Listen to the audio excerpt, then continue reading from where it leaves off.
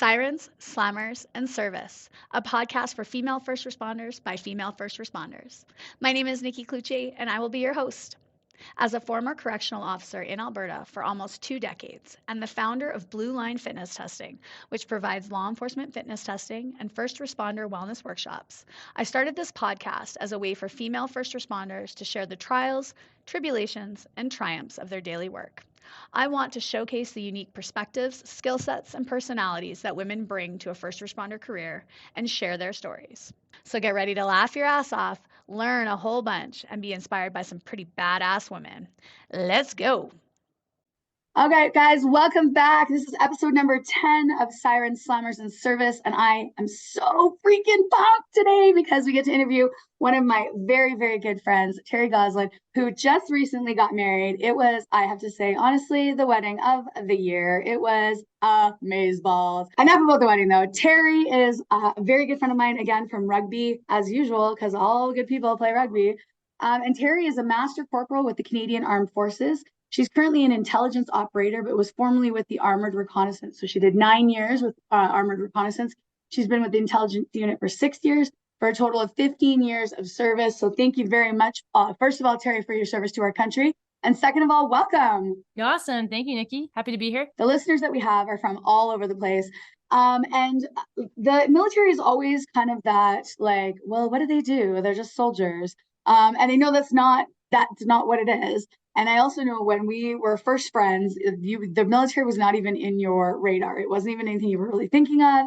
And then I remember you came to us and you're like, guys, I think I'm join the military. And we were all like, what? I don't know if that's safe. Should you be doing that? And you were like, yeah, I'm going to do it. So talk me through it. Like, and let's just kind of talk through your journey on the way to where you're at now as an intelligence operator.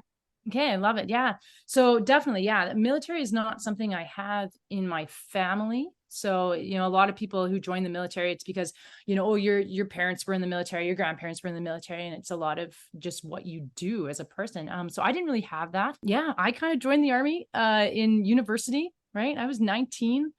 There was a job fair at the U of A, one of those things that took over the Butterdome, and they just had a really good recruiting booth. And it was just a really good pitch. And so I joined the reserves.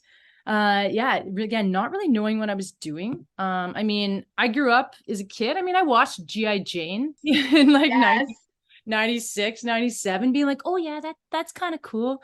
She put that gun together really fast. Like that was kind of, like, that's kind of cool. Like maybe I could do that, but it was never really anything that I was super passionate about.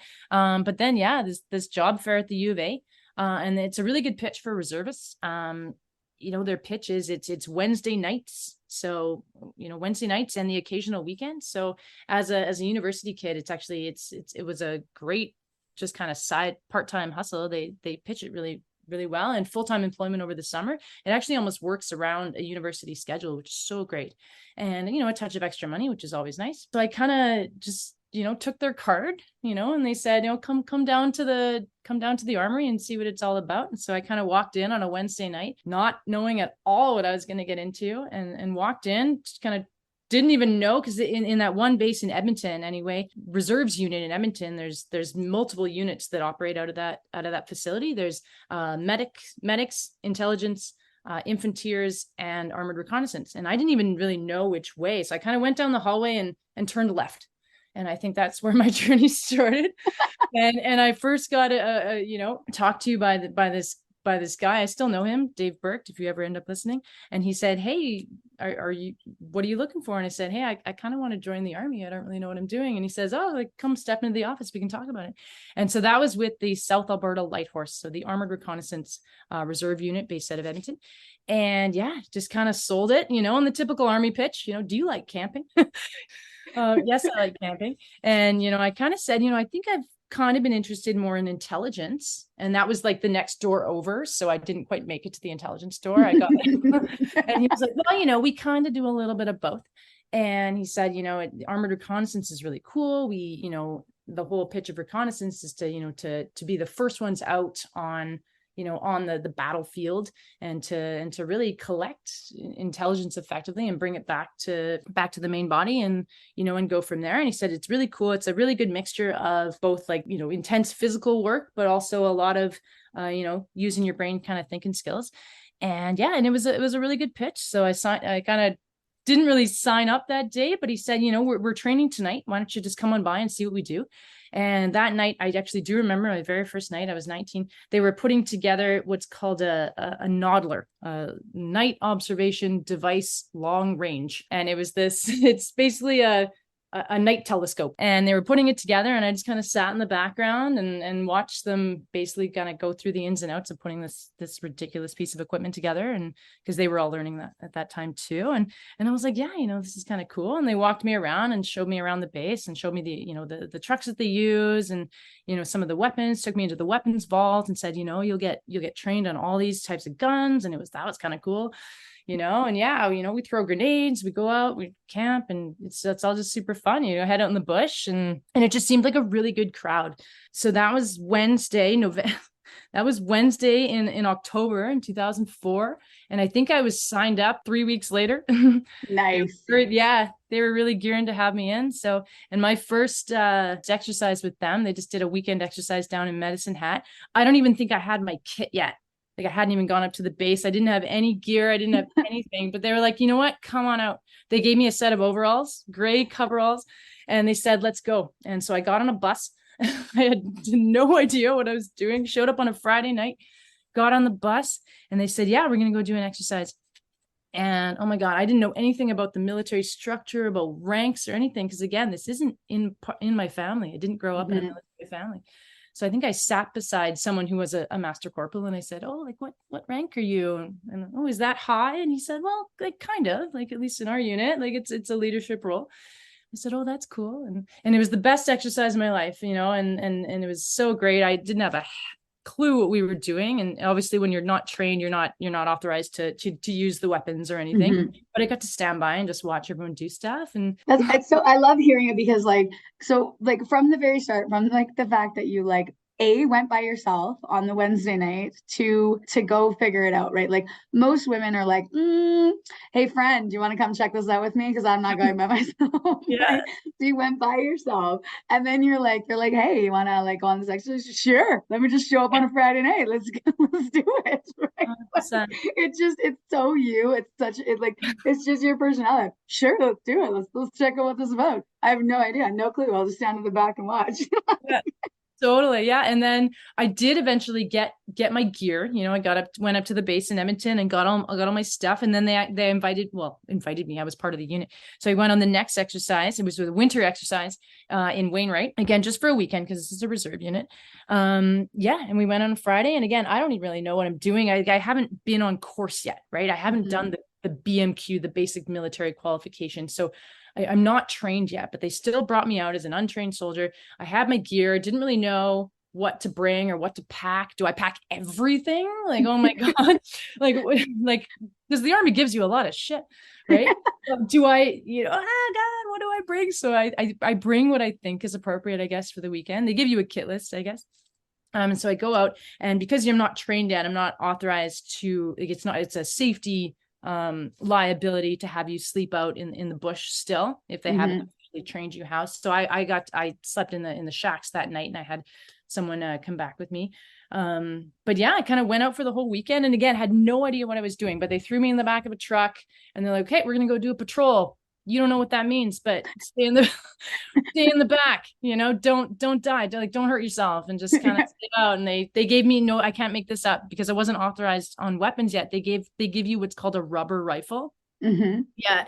And it looks like a real rifle, but it's fake. And actually the kind of the funny thing in the armored recce for the new guys is whatever Elmer Fudd. So we're going to do a woot weckie with our wubble rifle. Yeah. Cause I was so new.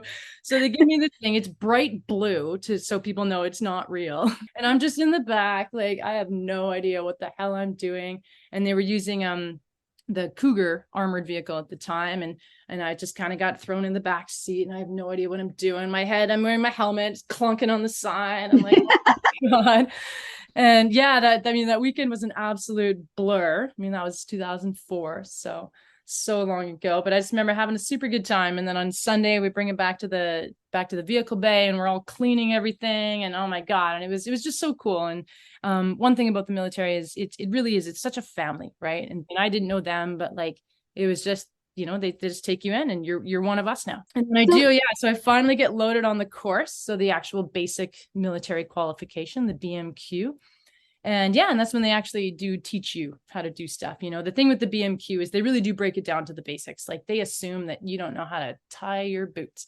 Yeah. Which is good because, people joining the military come from all walks of life. So they break it down to the absolute basics, and oh my God. Yeah. How long is the BMQ? So I did mine again. So I was still a reservist. So ours was broken down over weekends. I think it was about probably 4 months spread out over every weekend. If you do it full time, I think in the reserves anyway, I think it's about 5 or 6 weeks. Okay. So you could potentially do it in the summertime if it ran during the summertime. Yeah. Okay. 100%. It was just the time that I joined kind of in the fall. I think our BMQ started in January and went until, May. So I did that on the weekends and then ended up, university was over for that year. And I ended up doing the SQ, the soldier qualification in the summer in Wainwright. I think it's another, 6 weeks or so in the summer. And so what are you learning on that? Yeah. So the basic military qualification is 100% basics. They're teaching you how to set up a tent, how to use the basic C7 rifle, super basics. Once you get into the soldier qualification, that's when we learned the machine guns. So we have a C6 and a C9. You're learning grenades. You learn a lot more kind of field tradecraft. So digging trenches, setting up patrol bases, and a lot more kind of like army stuff. So they kind of take you to the next level where you can actually function as a soldier in a unit versus just here's how we tie our boots. Right. So and then there's an extra. I'm sure there's a specific way you have to do it because they're military boots, and they also have to be highly polished. They do. Oh my goodness, no! And it took a long time to actually appreciate that. So there is a certain way you have to do things, and standardization in the military was a hard thing for a lot of new people to grasp, but it's so important actually because standardization comes down to making sure that everybody has their medical kit on their front left pocket, right? Because that might matter in a time of need. Everybody needs to have their med kit on the same place.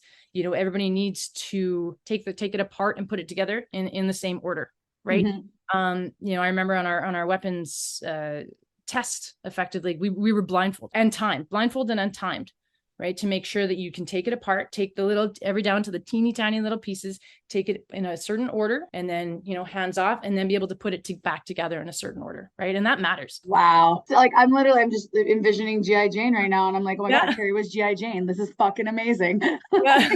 So when you're on these courses, like you're staying in barracks, you're like, it's like as if you're kind of like full-time military when you're taking these courses. 100%. And that's so important, right? To build that camaraderie with your team, right? So the weekend courses are tough, right? Because it's, you're there for 2 or 3 days with the reserves, and then you kind of get a break. So it does kind of break in the action. So it's really the full-time courses that, that time that you need with your people, and you build that bond, that friendship, right? You're put into sections, right? So 1 section, 2 section, 3 section, and you just, those are your people. That's your team. That's your unit. And it's so, so important, right? And one thing the military does foster and encourage so much is that teamwork aspect, right? As fast as your slowest member. I mean, I do remember one time, can't remember what the hell we were doing, but putting something together and, in the task, which was, do this one task and then get to the finish line. And this was a learning moment for me. I think I did that task. I put my shit together, whatever the thing was.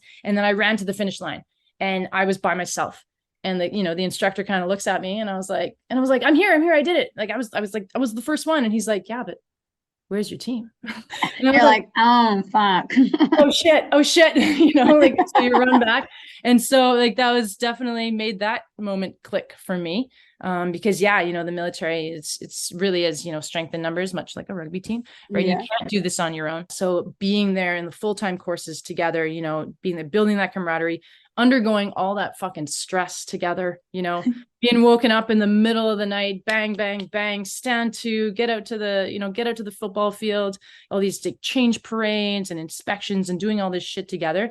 It really does form you as a team, and that's one thing with the military that I've, much like rugby, it's like the friends you make in the military because you've gone through just that shit together, it's like nothing else, those bonds you build because of that stress, because of that environment, it's like nothing else. So I'm going to go back because you said something that I'm super interested in, because again, I know the military only from movies and only from like friends.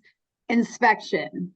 Tell me about an inspection. I want to know this. Are they like literally like white gloving your like bunk, and like is it like hospital corners? Like is it? I'm assuming it is because I then Oh my God. Yes, we've had some insane inspections. So yes, hospital corners.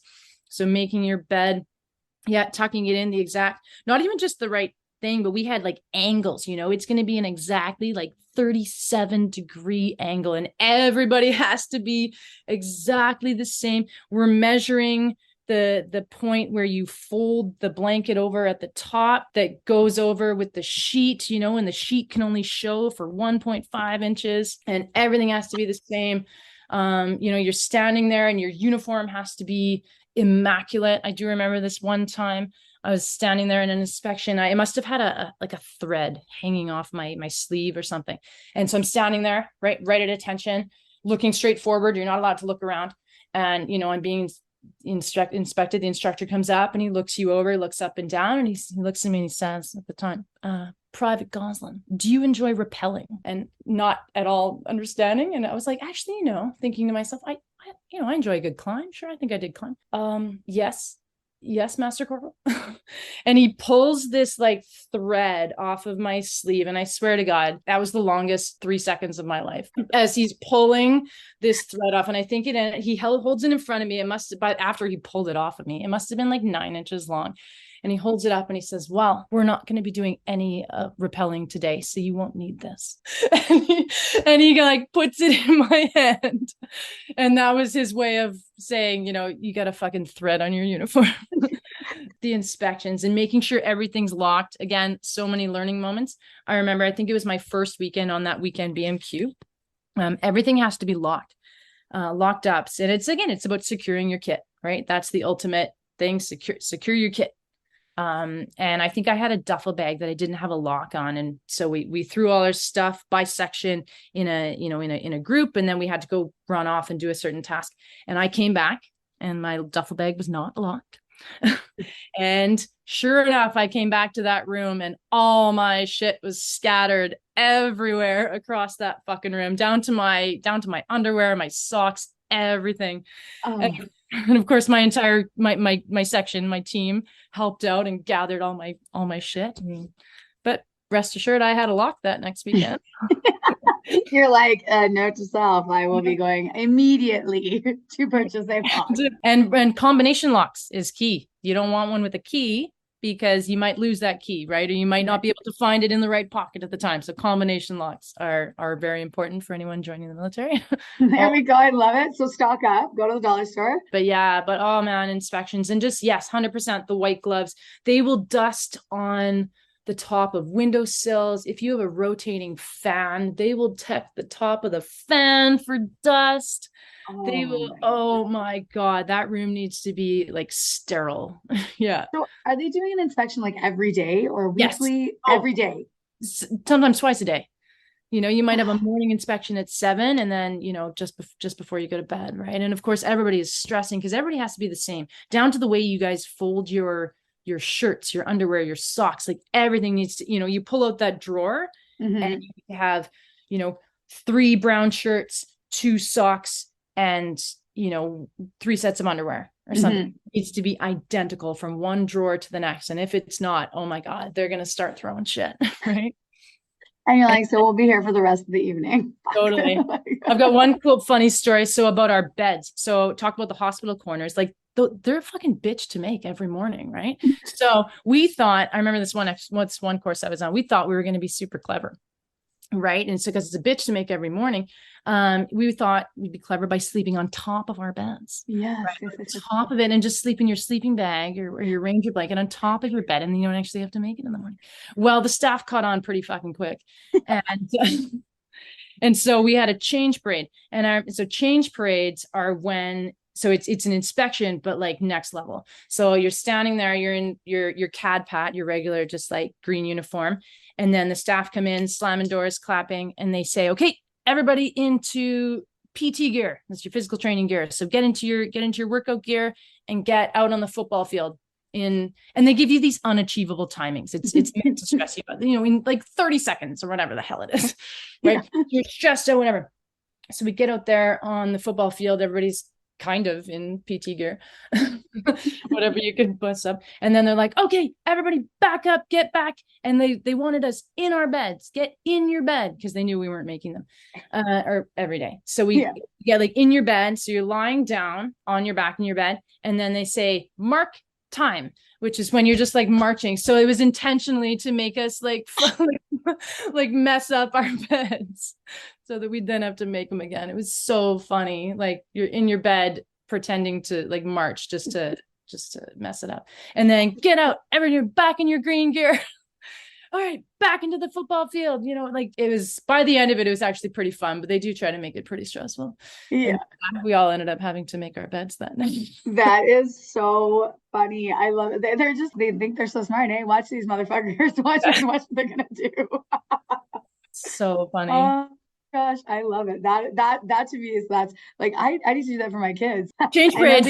So you've done your BMQ, you've done your SQ, and now you're continuing on with Wednesday nights and weekend parades, weekend exercises. So are you going like once a month? Are you going like every couple months? Like, how does that work?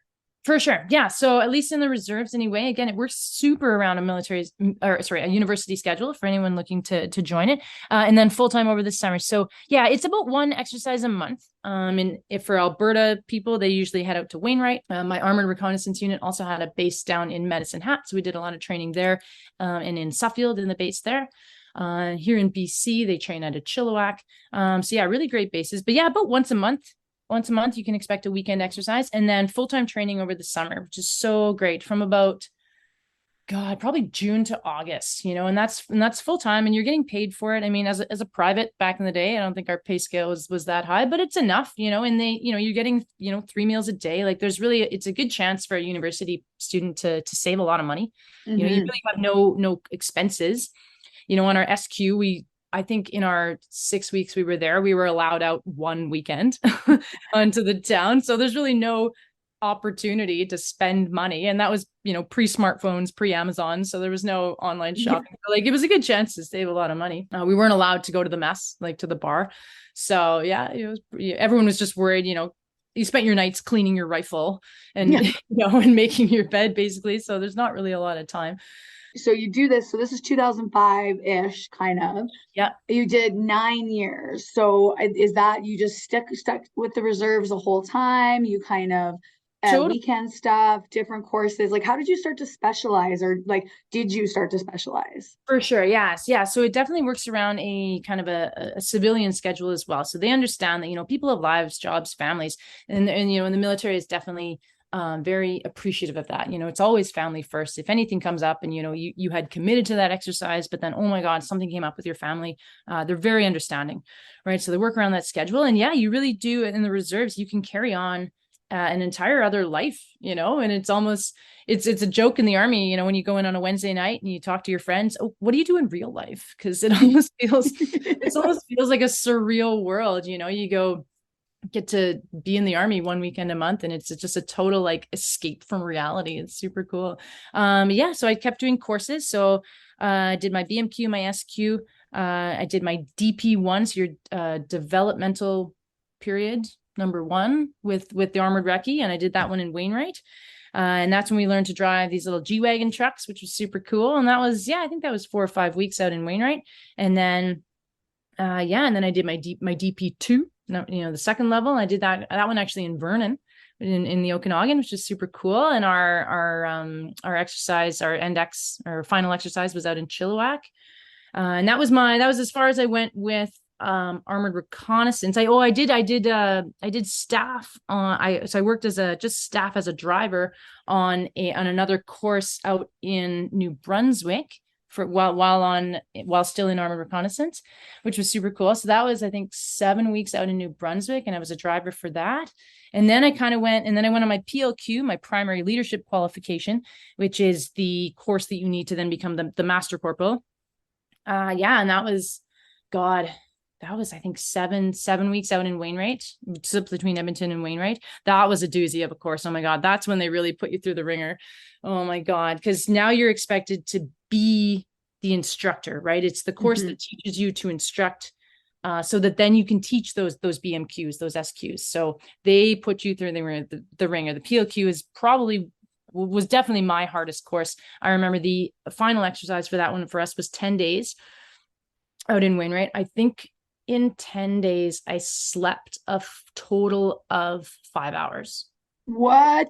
It was insane. It was like 20-minute nap periods whenever you could squeeze it in. Oh yeah, by the end of it. And definitely up 100% for the last 3 days, like not a wink of sleep for the last 3 days. And that was definitely the most challenging thing I've ever done in my life. It was constant. I think I lost 10 pounds in 10 days. And you're like tiny to begin with, so I can't even imagine. like there is no time to eat. There's no time to sleep. Actually, yeah, I remember on that course we did, it was so, well, I think about it now and I'm like, that's funny. Like if I were to teach that course, I'm like, I would do that too. We had what's called a stand two. Stand two is, so we were established in a patrol base. We had part of our section out doing a recce. So we were down to 4 people in our section, and I think there were another 4 sections. So we had maybe 20 people kind of lingering around this patrol base. Everybody's trying to just get shit done. You're cleaning weapons. We've got people on sentry already. So yeah. And then the other people, if you actually aren't tasked with anything, you've got people on the radio, you've got people tasked with just shit, right? So if you're the lucky one person, you might have, 10 minutes to yourself to maybe eat or go to the bathroom or like do something for yourself. You're lucky if you've got that, if you can find that 10 minutes. And then we had a stand two. So a stand two is when, it's called, you kind of ring a bell or get everyone alerted. That's like, holy shit, like the enemy is approaching, right? And of course, on every exercise, there's an enemy force. Mm-hmm. So the staff called and it's a stand two. And so what happens then is everybody who might be lingering around in the patrol base spreads out and guards the perimeter.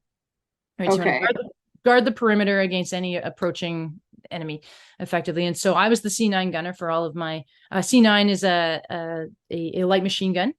And I had such a fucking bruise by the end of that course from carrying the C9, and it has a really big ammunition box on the bottom of it, and it would always like hit the inside of my leg. I had such a massive bruise. But anyway, so I was on the C9, and everybody spreads out on the perimeter, and you just watch because you don't know where the enemy's approaching from, mm-hmm. and you just watch. You have to stay completely silent because maybe the enemy actually didn't see you. Maybe they're just walking past. Mm-hmm. So you stay completely silent.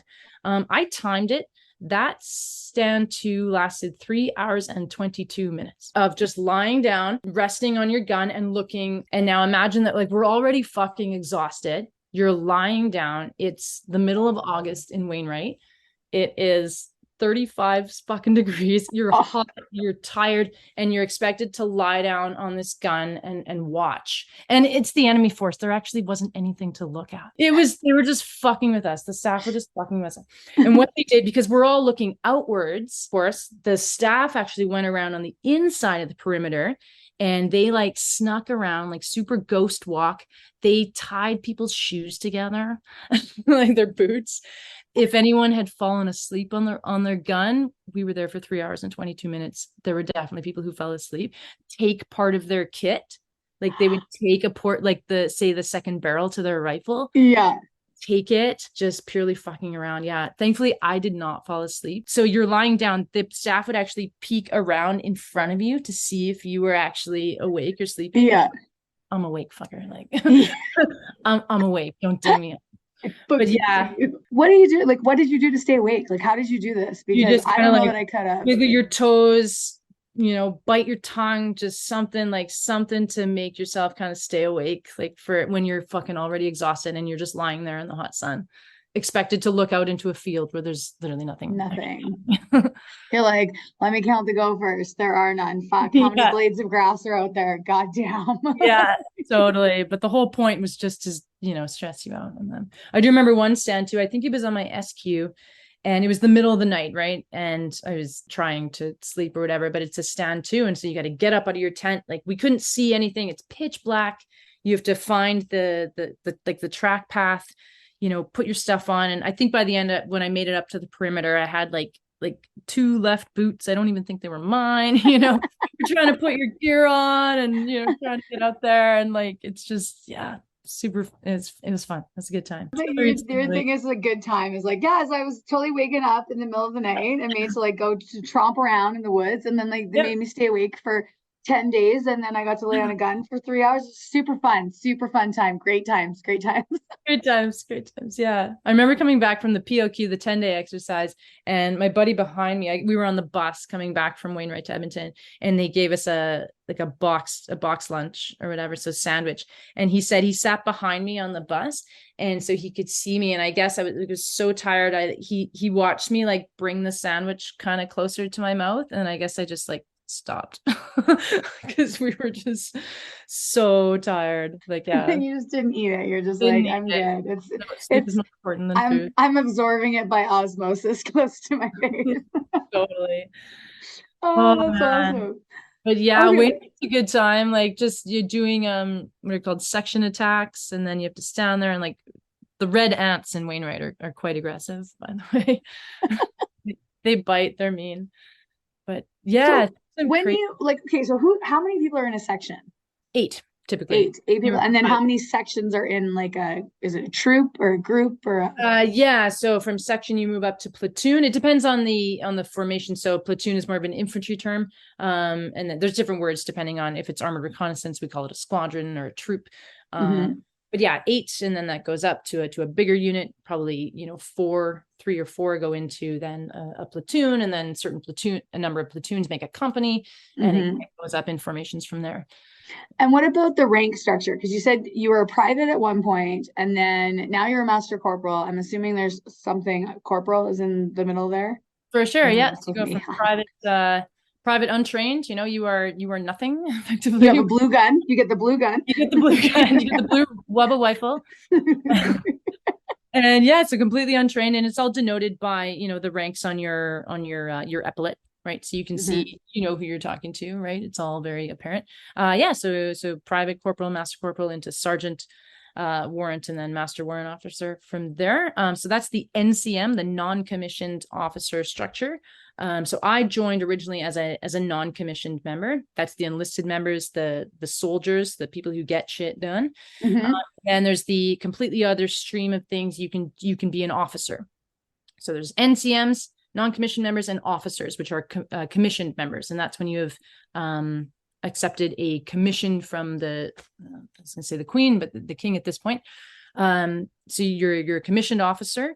And so 2 very different streams. In the Canadian military, you do need usually a degree to be an officer. And so even though I had a degree, or I was pursuing a degree at the time, I actually chose to be an enlisted member, a non-commissioned member. And for me, that was very important. I said I could go the officer route for sure. The officers are the ones who do the planning. It's much more of kind of in the civilian world to be kind of the management, the planning structure.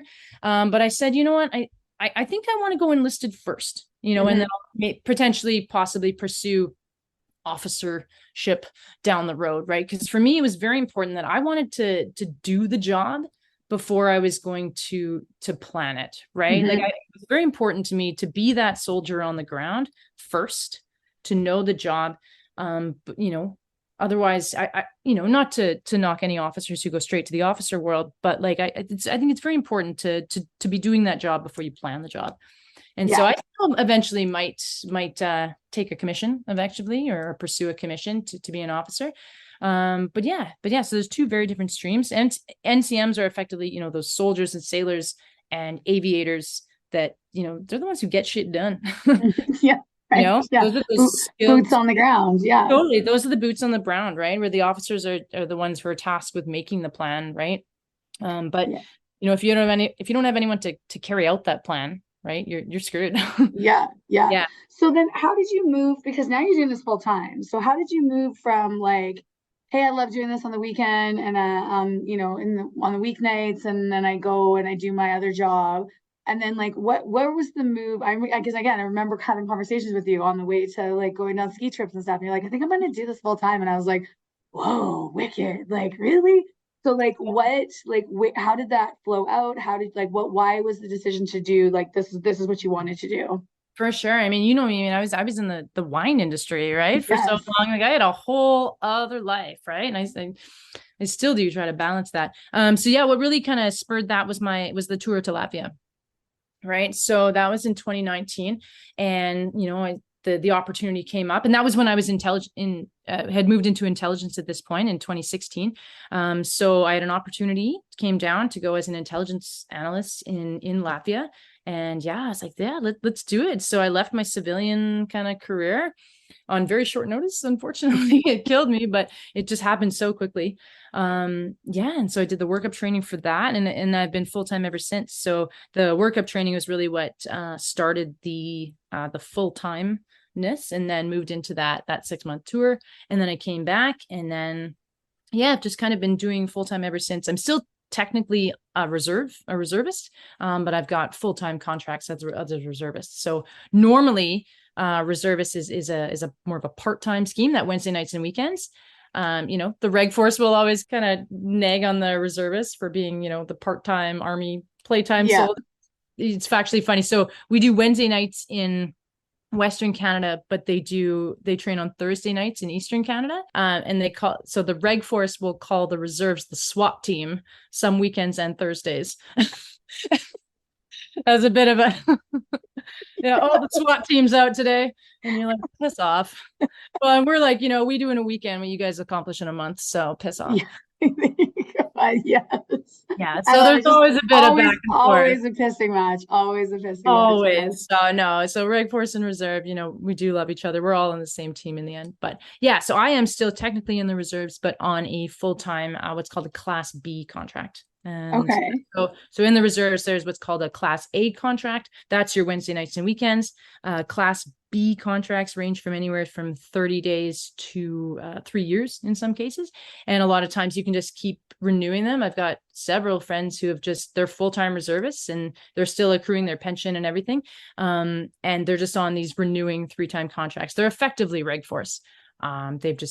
They're taking 3-year contracts again and again and again and again. And so the benefits of being a reservist on a full-time contract is you do get to effectively kind of choose your own path, right? Once you're in the reg force, you're kind of thrown into the posting matrix, right? You could be posted to anywhere, right? Intelligence, our big hubs for intelligence are Edmonton, Kingston, Ottawa, right? Beautiful areas to live. And then, for infantry, it's a lot of like Shiloh, Manitoba, Edmonton, a couple of spots in Ontario. So it kind of depends on the trade, where the posting hubs are. Armored reconnaissance is, what are the big ones? Edmonton, New Brunswick are the big ones for them. So it kind of depends. You get thrown into that posting matrix if you're reg force. So they can kind of tell you where to go effectively. You might get posted to a spot. Whereas a reservist, you can be like, no. I don't feel like that. I don't want to go there. So the benefits of the reserves is, you can really choose your own path, but you don't get a lot of the allowances. So as a reg force, you get PLD, which is a living differential, which is changes per city. So say you're posted to Toronto, you're going to get a lot more of an allowance than if you're posted to Shiloh, Manitoba. Yeah. So living differential, you also get, there's LDA, or if you're more of a field unit, it's something like an armored unit that get tasked to the field all the time, an infantry unit, you get an allowance for that you might not get if you're more of a kind of an office position. So as a reservist, you kind of give that up. So I don't get the allowances, but you do get the freedom to kind of choose your own path, which is nice. Yeah, that's awesome. So going back to choosing your own path, so you did armored reconnaissance for 9 years, and then what was like, why did you say, like, I think I'm going to try intelligence now? Like, what was that catalyst? For sure. And that kind of comes back to the very first day when I turned left in that hallway, and I was like, I think I want to do intelligence. But it was the armored recce recruiter who kind of caught me first, and I was like, oh, okay. And it and kind of got sucked into that office. But there was always intelligence kind of in my back end, always kind of that, what if, and I kind of made the jump, and because every unit trains in Edmonton, every all of those units train out of the same building, and you all go up on a Wednesday night after the fact and have beers in the same mess. So you interact with a lot of the other units. And I think it was just, having a beer with a couple of the intelligence guys, and I was like, what do you guys do? Like, what kind of Dungeons and Dragons games are you guys playing in that office? Because we would never see the int guys, they're always kind of like secret squirrels, just like hanging out. And it was just always this like, what do you guys do? What do you guys do? And just got to talking to a couple of them in the mess. And I was like, you know what? Yeah, let's do it. Like, armored recce, check. Yeah. And let's move on to something else. And so, yeah, I kind of did that. That led into a 3-month course out in Aldershot, Nova Scotia, for my first intelligence course, and that was fabulous. And then into more courses down in Kingston, Ontario, to do more just intelligence courses. So I've done 3 courses now out in Kingston, and just kind of get trained up from there. But it was what made me go into. It was always just kind of in my back end, in the back of my mind. It's just something that I always wanted to do. And then intelligence is what took you to Latvia. So let's talk about your tour to Latvia, because I also remember when you dropped that bomb on us when we were having You're like, so guys, guess what? And we were like, why? You're like, I'm going with the military to Latvia. And we were like, what the fuck? Yeah. There's a war in Latvia? Where is Latvia? And there's a war in Latvia? How the fuck did I not know that there was a war? And you're like, no, you guys, let me explain it. You did such a great job of explaining it to me. Totally. So yeah. What were you doing in Latvia for 6 months? What were we doing in Latvia? We were worried you were going to die. We were very worried. No, it was a pretty good time. So what are we doing in Latvia? So NATO as a whole has a presence mission, an enhanced forward presence mission, EFP, in 4 countries in Eastern Europe right now. So so NATO has a presence in Estonia, Latvia, Lithuania, and Poland. And this all kind of started in 2016 was the first battle groups were sent out there. These are multinational battle groups from all nations with from NATO, who've kind of stepped up to the plate and said, you know what, we got some tension happening in Eastern Europe right now. I'm not going to get into that, but we're living in some tumultuous times, and so all it really is, it's a presence mission composed of multinational battle groups that are really just there. They're operating out of these bases to demonstrate and just kind of, I don't want to say a show of force, but it's really just to demonstrate the strength of that alliance, right, of NATO, and the bond that all of these countries have, in the face of a potential adversary. I'm not going to name it.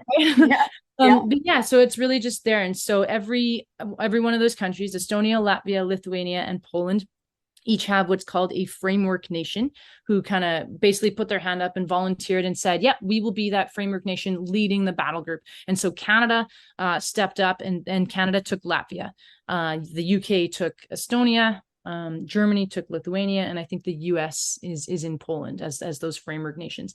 And so it was a fantastic experience. So in Latvia we had, I think 11 nations there with us, everything from Spain to Italy to Montenegro to Czechia, like so many, Slovenia, Slovakia, like so many people working together. It was so fabulous.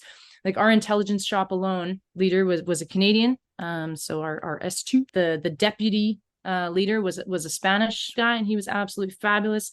A Slovenian working with us, Tomas, and a Czechia guy as well.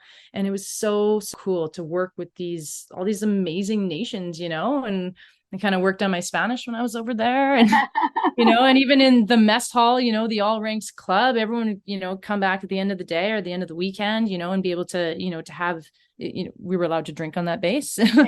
And, to be able to have a beer with like, hey, Slovakia person, like, let's go talk, and it was so cool, this multinational battle group. And even though Canada led that battle group, but there were, definitely some very big positions that were given to other nations as well, such an amazing experience. Yeah. So, and then what exactly were you doing there? Like for your specific role? So you're there, you're this show kind of like, we are here and we are united.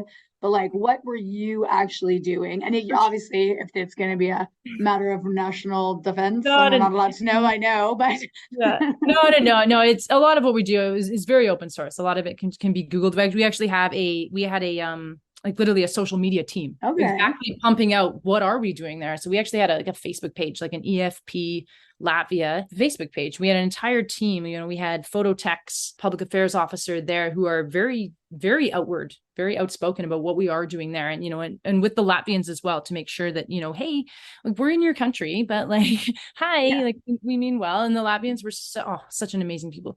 But on a day-to-day basis, like my kind of every day went to the office, and we'd read a lot of news reports, receive intelligence reports from our other NATO partners, put together daily briefings, weekly briefings. We did a lot of exercises too. So we have one big one, the big exercise that happens with every rotation that goes through each EFP country. So we had the big exercise, and then we had kind of 3, 4, maybe even up to 5 smaller exercises that lasted anywhere from, as short as 3 days to as many as, a couple weeks out within Latvia. And it was just, training, making sure that we can operate together as a multinational battle group, right? And, a lot of language barriers as well, right? Just because we speak English, we can't at all expect that our counterparts do, and we shouldn't, embrace diversity for sure. So it's definitely some language barriers there, but there are, military ways to get around that, right? We work a lot with symbols in the same language, right? That language is important.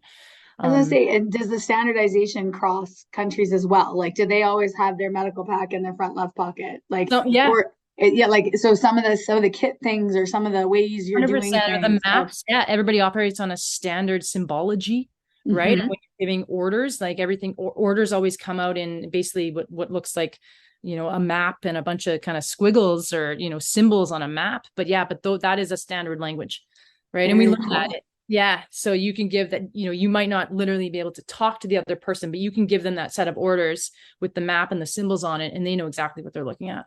Yeah. Very cool. Very cool. So you talked about this big exercise. So like, what was that? That was like, we're going to go out and pretend that this is happening, or like? Totally. Yeah. So the Latvian army themselves actually acted as our enemy force, which was super cool. And so they've got obviously a range of equipment that they work. And we've, as a country, as a multinational battle group, have brought a ton of equipment as well over to Latvia. And it was an exercise. So is, imagine that, not going to name it, but imagine that this, potential adversary, attacked here. And it was running through these different scenarios. And, if they attack here, and what's our response to that? And it was actually super cool. I've got this hilarious story. So I think I was on the night shift in the CP, the command post, and, manning the radio and just kind of watching and, taking in any sort of contact reports. So from our guys on the ground would call in to the command post and saying, we saw a tank over here, grid 1, 2, 3, 4, 5, whatever. Right. And I'm on there on the map, right? The intelligence map, plotting a tank and whatever. And this guy storms into the tent. And we were just like, how did he even get here? Because we've got sentries placed around. And I guess he just kind of walked in like he owned the place. And it was so funny. He was actually the Latvian commander of the entire fucking army.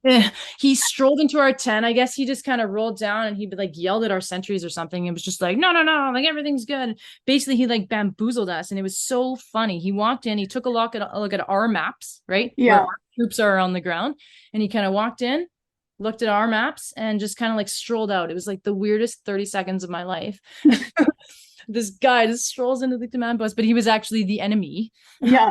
Quote unquote enemy, strolling into our tent, taking a look at our maps. And it was so funny. But anyway, so the Latvians played the enemy force, and our battle group played the battle group. And it was just, running through a bunch of different scenarios and exercises to prepare for something that, we hope never happens. Yeah. It's so interesting. Like I said, because to me, I was just like, what are you doing over there? Like, if it's peaceful, like, are you just patrol? Like, what are you doing? So that's awesome. Well, I'm cognizant of time because I'm just taking up your whole day. So now you're in intelligence. You're doing this basically full time. I know, again, you can't share a ton of things with us just because of the kind of work that you're doing, but what's the day look like for you now? It's funny. So I live in BC, but I actually work for Joint Task Force Central, which is actually based out of Ontario. My home unit is 6th Intelligence Company based out of Edmonton, but I'm tasked to Ontario.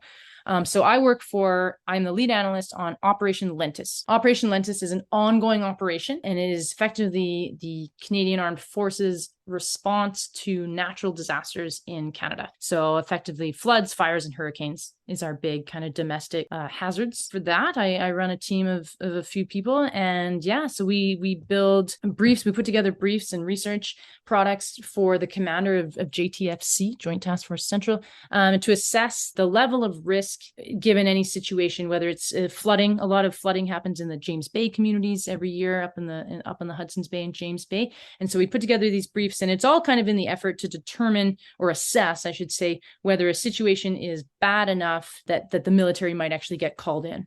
Right. So Hurricane Fiona that just hit the East Coast there, which was devastating. So the military got called in there. We got called in to the northern communities to assist with evacuations there for flooding earlier in the summer. Last year was a huge fire situation for Ontario as well, and a lot of evacuations helped there. So a lot of requests for assistance from the province to the federal partners. So I effectively work with that federal organization, right? The CAF, put together briefs to assess whether the situation is bad enough that a commander might need to send in troops. So my job is to kind of let the commander know, like, hey, things are getting pretty hairy. You might want to put some logistics aside or some troops, or start thinking of a plan because the situation's getting bad. It makes me feel a little bit better that there's like actually people like forecasting this stuff. I mean, not that we ever want to forecast disasters, but that like forethought has gone into, like there's a potential for this to happen. And again, with climate change and global warming and all the things that we're seeing now, right, that these natural disasters are happening more and more frequently.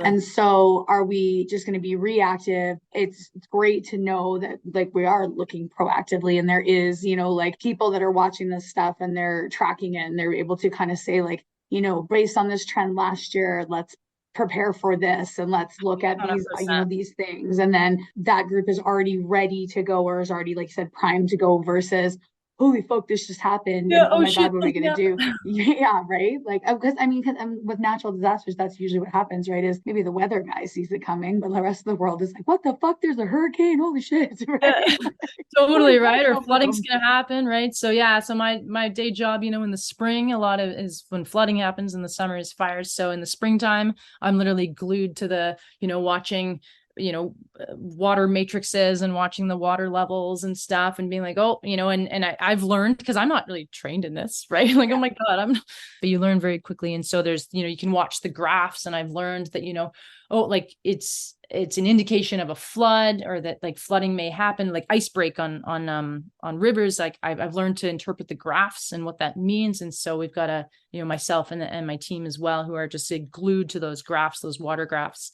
And when we work with the province as well, and we're sitting in on those, on like emergency operations calls and calls with the communities, and sitting in on those. And, we've got people on the ground, like literally taking photos of the river and how things are kind of coming together in terms of flood season and water and ice breakup and stuff. So it's a lot of working with that. So it's been kind of thrown into the fire effectively, but I've learned very quickly a lot more than I ever thought I would about flooding and fires in the last few years. That's good though. Like I said, there's different skill sets, right, that you're learning, like different things, different like things that you never thought you'd learn before. So that's super cool. Totally.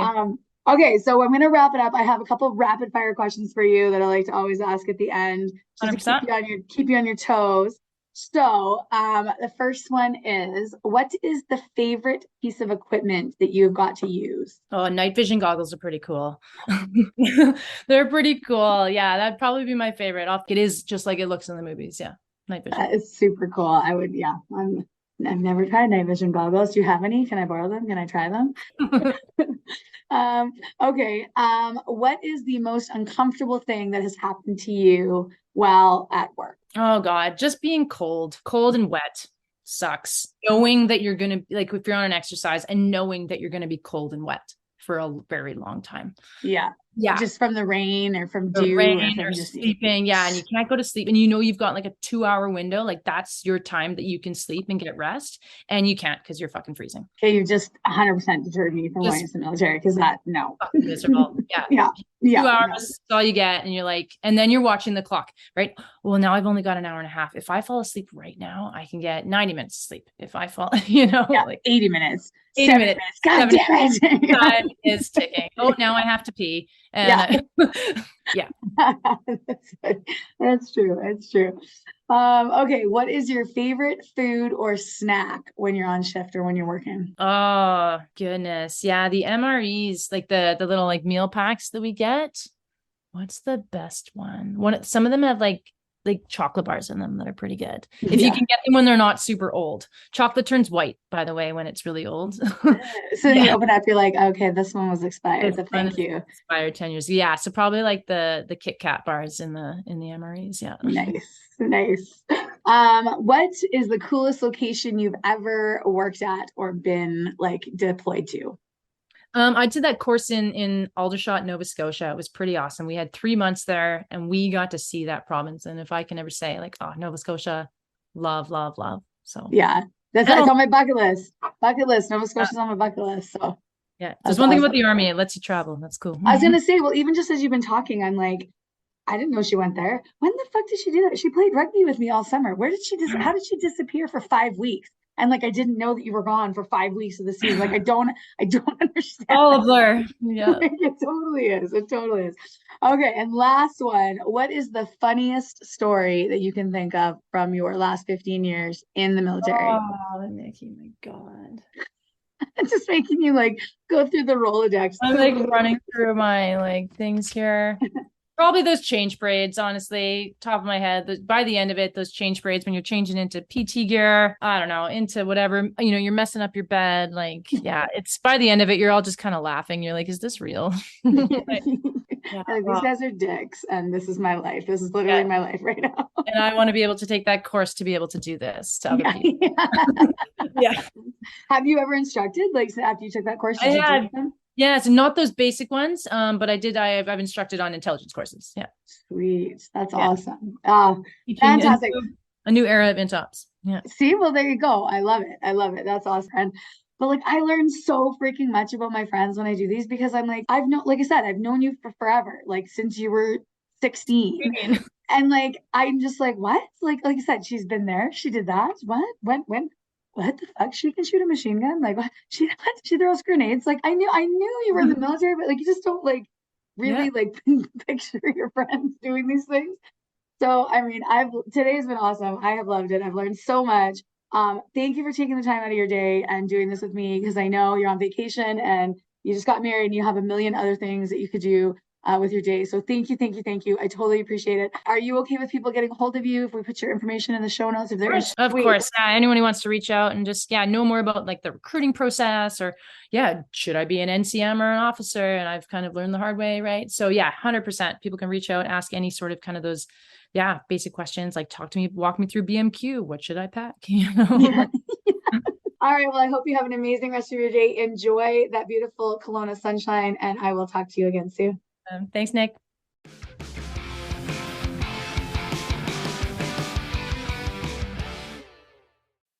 Well, that's it for today, guys. Thanks so much for listening, tuning in, and sharing your time and energy with us. Make sure you check out our next episode starring another badass female first responder on Apple, Spotify, or TuneIn. And make sure to follow us on Instagram and Facebook at Blue Line Fitness Testing. Stay safe and keep your head on a swivel.